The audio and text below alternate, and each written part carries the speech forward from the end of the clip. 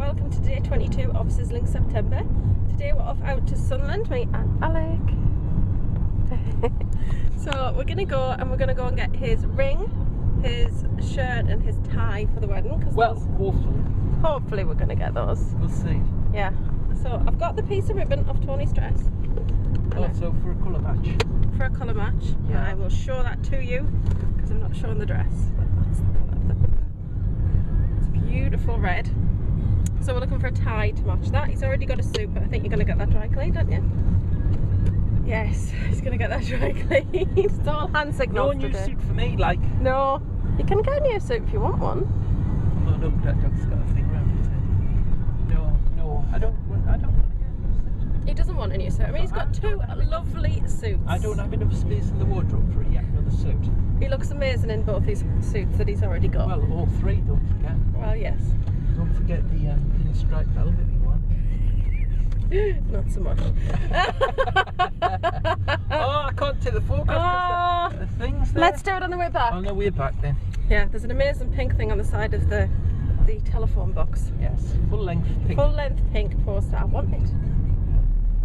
I think people would notice if we stole the phone box in the middle of the night though. Well, you couldn't peel it off anyway. No. So, yes, so we're on our way to Sunderland and I'll do a little outfit of the day when I get there. Hopefully Alec will make a better job of filming this outfit of the day. He thinks that kind of casual funky today. Well, the one at Gaga was like up and down and that was it, and you didn't really have the gun. Well, that was on the way to the show. Yes. And we were starting to run out of time. Right. And I was more concerned about getting there on time so you had a chance to get your merch and everything first. Yes, okay. Which I still haven't hauled that yet, but I am going to today because I've got a little haul to do because I've got my Estee Lauder foundation to show you. No, not yet. Not even with the bear? No. Oh, So, that'll be a good haul. yeah, that'll be a have good to look haul. out for that one, I think. Yeah. Yeah, that's a good haul. So, yes, I've got those things to show you. So, I guess that's it for now, really. Yeah. Yeah, see you in Sunderland. I'll try and get a bit of footage there. We'll go to what? Through the park. Ah. The pond. You know. I'll give anything away. Because you never know who might be watching.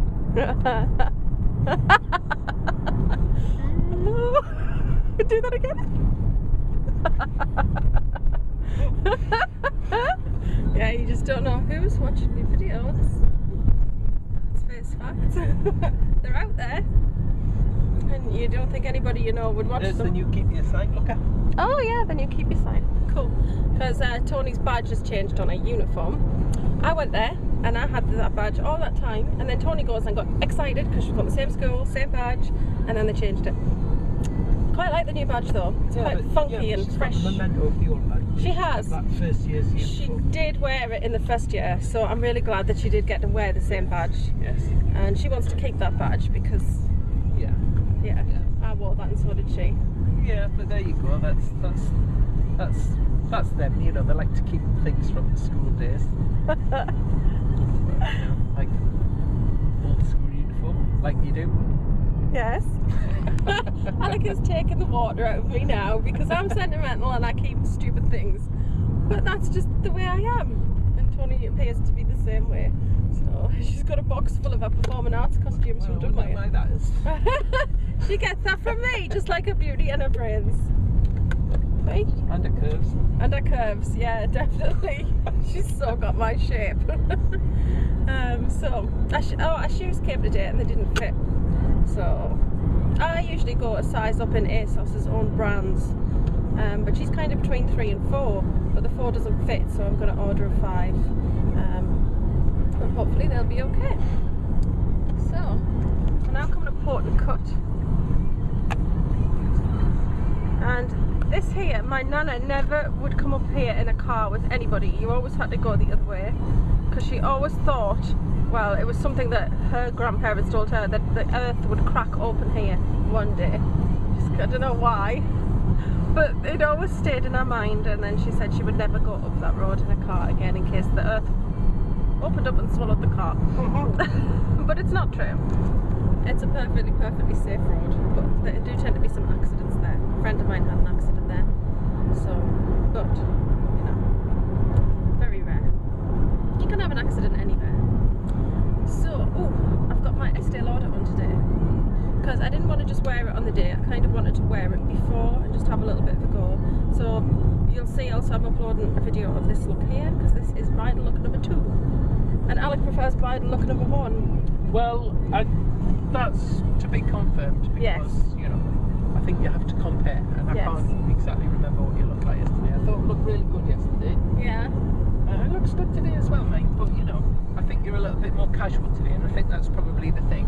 Yes. Because you're a little bit more formal yesterday. Well, not really, and black jumper on. But, No, the day before. If you know, no, yesterday. All right. Was it yesterday? Thursday. No, I think it was yesterday. That you had that Estee Lauder on. No, I didn't have Estee Lauder on. I just got it matched. No, I had my eye makeup look on Thursday that you liked. It was from the Naked 2 palette. So that was possible bridal look number 1 because you commented about me wearing my makeup for work. Oh, who have you been seeing? That's what you said to me. So that was Thursday night. But I actually quite prefer the first one, I think, as well, just because I prefer the colours. But I'm just going to mess around with some different colours. I might do a little few tutorials and just get everybody's opinion because I value your opinion on what you think looks best. And then we'll see. So, yes, I'm going now. And I'll see you in Sunderland. Yeah. What? Yeah. Well, when the new camera comes as well, that'll be better even still. Yes, the You new might camera. you might just wait until you get the new high definition camera Yeah, for the makeup. yeah. Because this has got HD on it, but I just don't think it's quite as good as. Yeah. But the new camera is coming. I'm very excited. Can't wait. It's the one that Becky uses. I don't know if anybody watches Becky. It's Bextasy or Becky's blog.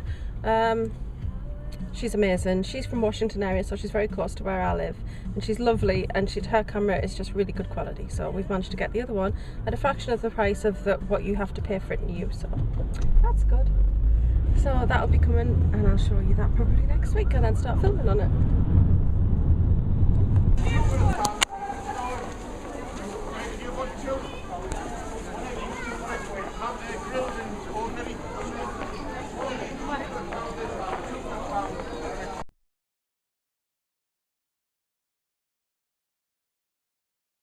Hey everyone, so we are now back nearly at home.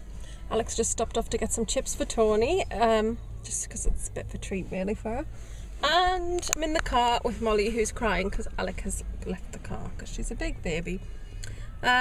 So been shopping. Got a shirt and a tie for Alec, so that's good. We've seen a wedding ring, but they didn't have his size in the shop we went in, so we're gonna have to try the shop in the galleries.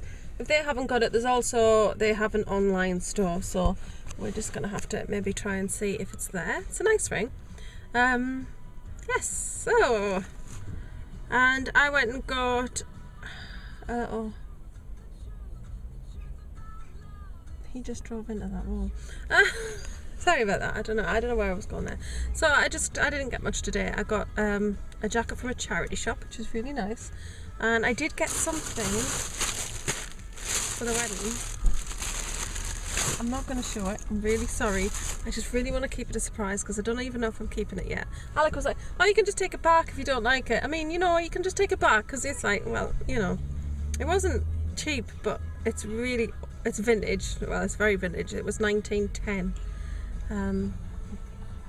It's a veil from 1910. So I'm not going to share it with you, but it's ivory and it's gorgeous. It's just, yeah, you can see it's really old, and I really want to wear it on the day. But he's like, "Oh, you know what men are like, cheap." He's been a cheaposaurus. So, yeah, we'll wait and see. I'm going to try it on. Let Tony see what she thinks. I'm not sure how it would fasten into my hair. That's my only concern. So I need to look into how that would happen. Molly, be quiet.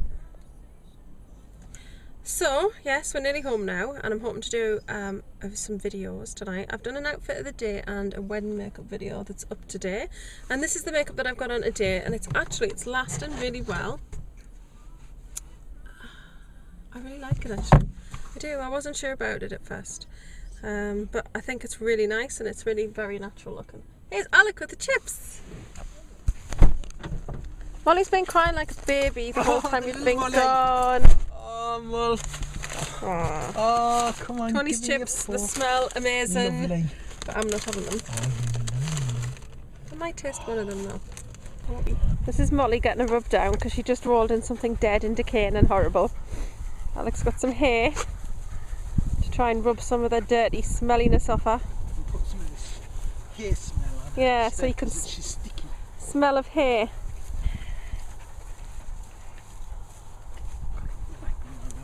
And we've got Cabin of the Woods to watch tonight, haven't we, Alec? We have, yeah. Yeah. What did you think of Hatchet last night? Well,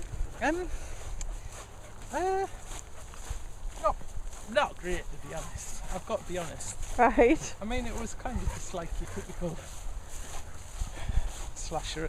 Well, it is a typical slasher. Yeah. But what they kind of said was is that it got kind of like, it was quite groundbreaking because it was quite extreme. Yeah, And yet it was funny. Yeah. Like, you know, like there was a lot of funny stuff Yeah. in between. Like the dialogue was all funny. Yeah. And The walls shake when they bounce against them, and he just doesn't want to die. And he doesn't Yeah. cry when he gets set on fire, but then he cries when she kicks him. Yeah. And the black guy was funny all the way through. Oh, he is good though. He is funny. Yeah. Yeah. He was very witty all the way through. Yeah. And Yeah. I was watching all the extras after it, and it was like going on how they did the, you know, the little old woman at the front. Was she the one who was in Poltergeist? Yes, I believe so. I Because think they she tried was. to get as many people, like from the films that they loved. So they had Robert Englund Yeah. in there, the guy from Candyman. Yes, iconic. Yeah, and the guy who obviously played Jason. Yes, and the Jason guy. He was the guy who played He was the the- Hatchet. Yeah, and he was also the Hatchet's son. Arthur Crowley, whatever his Yeah. name. Arthur Crowley. Yeah. Yeah, but what was really interesting at the end was the story about the director and his relationship with the lead singer from Twisted Sister, Oh yeah. the rock metal band. And what happened was he was like going on about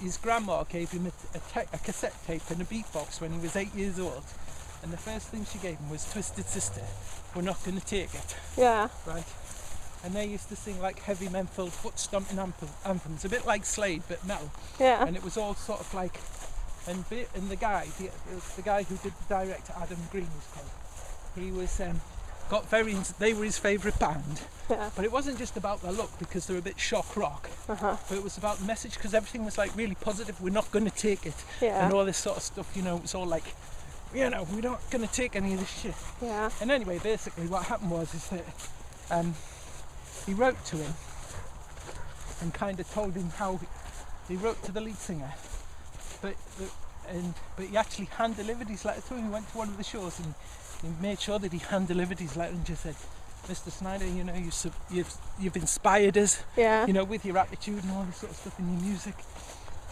And the guy who was the lead singer of Twisted Sister says, you know, gets a lot of fan mail and stuff, and he does, usually it's your great man, blah blah blah, and he says, but this, and normally I don't read it because I just get bogged down with it, I haven't got time for it, you know. But he said, this guy actually thrust it in my hand, and I read it and it kind of touched me because it kind of moved us, because this guy had obviously, what I'd said in my music had moved him that much. Plus he made such an effort to actually give it to him himself. Yeah. And he explained that he was going to one day be a film director, Yeah. you know. And anyway, so it went on, and then he went to a couple of years later or something, he went to a concert which was The Poison, Uh-huh. and Dee Schneider was in his new band, Harry on the lead. and he went up to him and he was just like saying, you know, he was kind of struggling to get a break with a filmmaking, and Dee Schneider just sort of said, you know, don't give up and all this sort of stuff, and encouraged him to continue on. And then eventually, anyway, he made this movie, and eventually he got the kind of that Hatchet, Yeah. and he did the premiere. And what he did is he invited Dee Schneider to the premiere because he'd like inspired him and like encouraged him all the way through. That was his little thing, and he turned up. And what happened at the time was that Dee Schneider was like down on his luck because his second band had failed, and he was just like back to playing the clubs when he's been playing the stadiums and that sort of stuff. And his career was on a downward spiral, and they just became really good friends. And in the end, it was the filmmaker who had inspired Dee Schneider Oh yeah. to kind of like get it back, if you know what I mean. Yeah. And then he reformed Twisted Sister and all that, and then they got it back together, and they became they've become close friends, you know. All right. That was quite a nice little story, you know. Yeah. I thought it was, because, you know, they're both, and he's like saying, oh, you know, I got this letter back from Dee and I've framed it and all this sort of stuff, you know. That was when he first wrote to him in the first place. Yeah. And like vice versa, really. Yeah. So and now they're like, you know, they talk a lot, you know, they're pals, if you like. Yeah. I thought that was a really nice like story. Yeah, that's cool. And a little bit left field. Yeah. That's you though. But then they were like going into all the sort of the stunts and the kills, and the one where he rips the woman's head off. Yeah. He puts his fingers in his mouth, just rips the head off, sort of thing. And they kind of said how they wanted to do it. They wanted to do everything without CGI. Yeah. So they just kind of started off, and he'd put the hands in the girl's mouth. She had raw blood in her mouth and all that.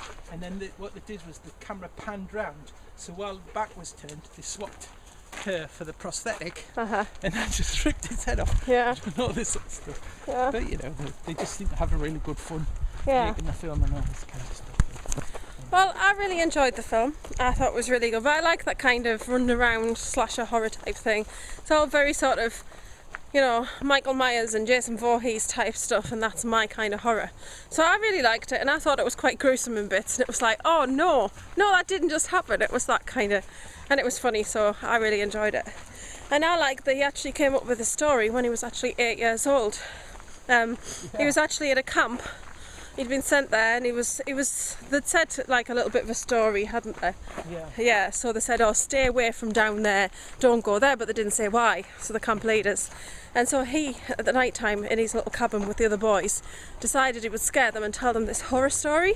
And the horror story was actually Hatchet, the character, and he actually wrote it down and kept it for all those years and then made it into a film. And I liked that. I thought that was really good and inspiring as a writer. Yeah.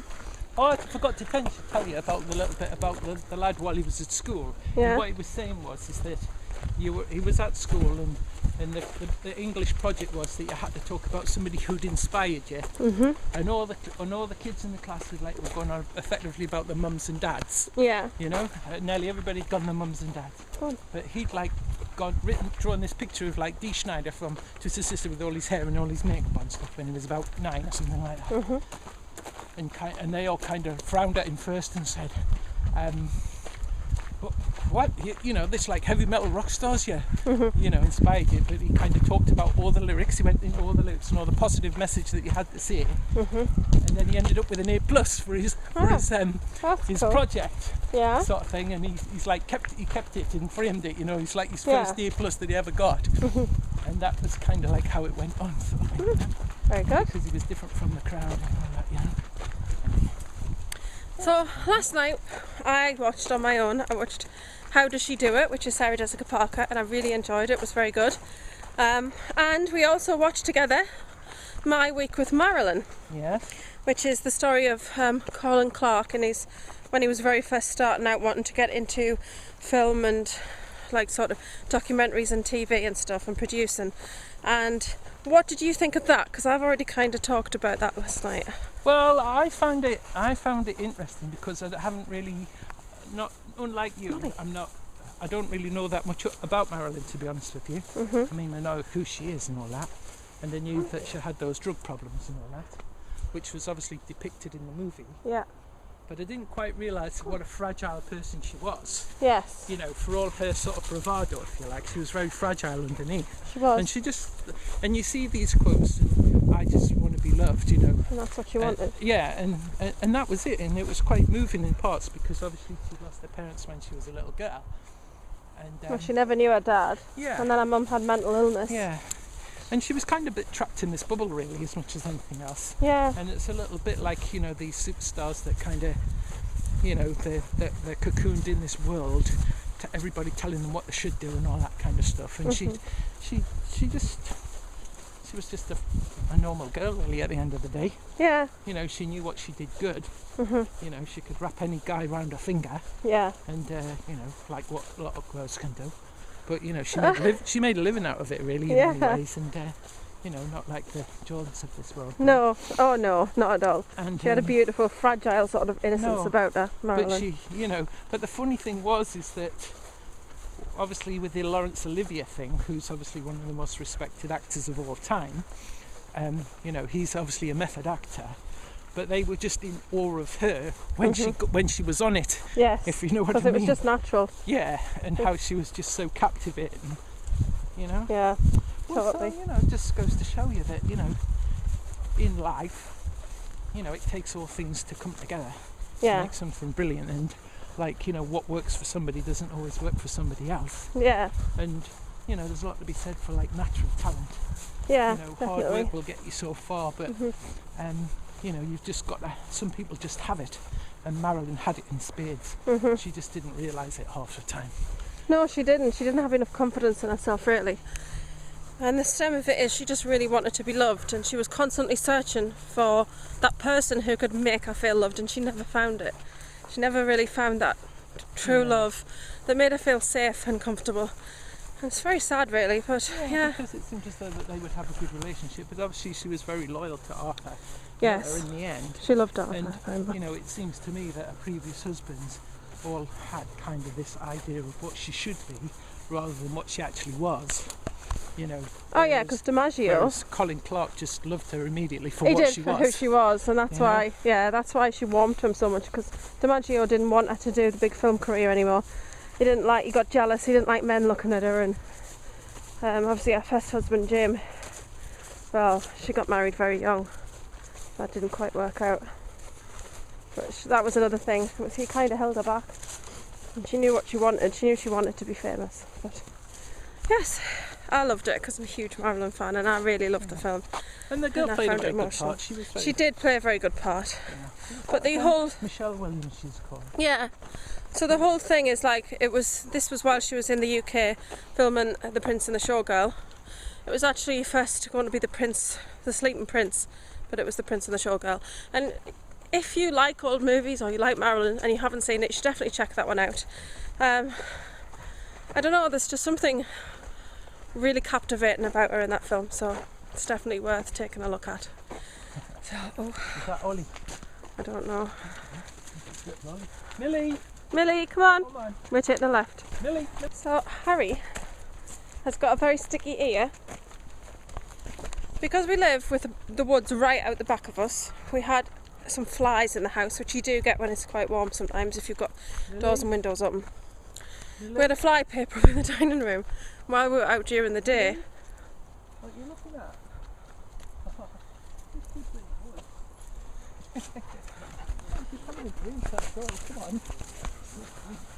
We were out during the day, and the fly paper had obviously fallen down, and Harry must have been asleep underneath it on the chaise.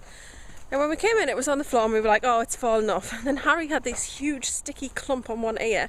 Must have fallen on his ear while he was asleep. And then it's just horribly sticky and fluffy on his ear now. I think it's starting to calm down now. Actually. Yes. It's a lot better, isn't it, Harry? I think he shed a bit of hair. Yeah. Shed that bit. Molly, go in the bushes. Molly, go on. Go on. So, probably end this vlog here. We're just coming to the end of the woods now, ready to go home. Like I said, I will put a photograph in of tea so you can see what we're having to eat, and we're going to watch The Cabin in the Woods tonight, so we'll let you know tomorrow what we thought of that. So thank you very much for watching, and I'll see you all soon. Want to say bye? Yep, bye.